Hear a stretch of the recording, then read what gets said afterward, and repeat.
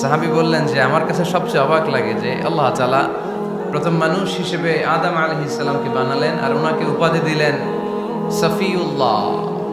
আদম আলাইহিস সালামের উপাধি উত্তর দিতে হবে আওয়াজ করে। আদম আলাইহিস সালামের উপাধি কি ছিল?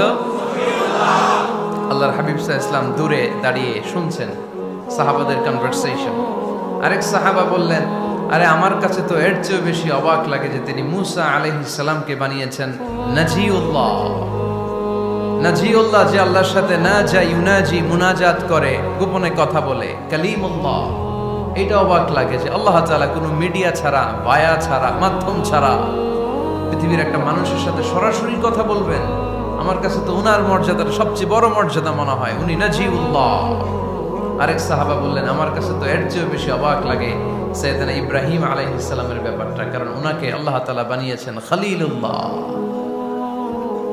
তাহলে একজনকে পাওয়া গেল সফিউল্লাহ, আরেক নবীকে পাওয়া গেল কালিমুল্লাহ বা নাজিউল্লাহ, আরেক নবীকে পাওয়া গেল খলিলুল্লাহ।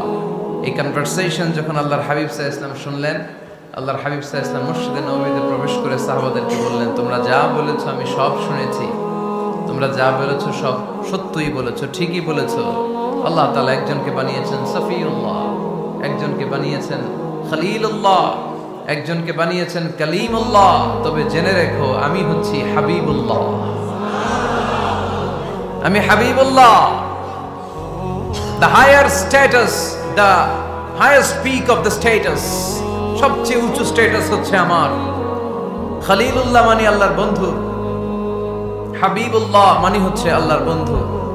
কিন্তু খলিলুল্লাহ এমন বন্ধু যেই বন্ধু আল্লাহকে খুশি করার জন্য কাজ করে, আর হাবিবুল্লাহ হচ্ছে আল্লাহর এমন বন্ধু যেই বন্ধুকে খুশি রাখার জন্য আল্লাহ নিজেই কাজ করে। আল্লাহর হাবিব সাল্লাল্লাহু আলাইহি ওয়াসাল্লাম ছিলেন হাবিবুল্লাহ। চিল্লায় বলেন, তিনি কি ছিলেন? হাবিবুল্লাহ। এত মর্যাদা, এত সম্মান, এত স্ট্যাটাস গোটা বিশ্বের দ্বিতীয় কারো আছে? আল্লাহর হাবিব সাল্লাল্লাহু আলাইহি ওয়াসাল্লামের নুরানি চেহারার মতো চেহারা পৃথিবীর অন্য কারো আছে? কোন দিক দিয়ে আল্লাহর হাবিবের সাথে কোনো মানুষের কোনো ধরনের কম্প্যারিজন, তুলনা চলতে পারে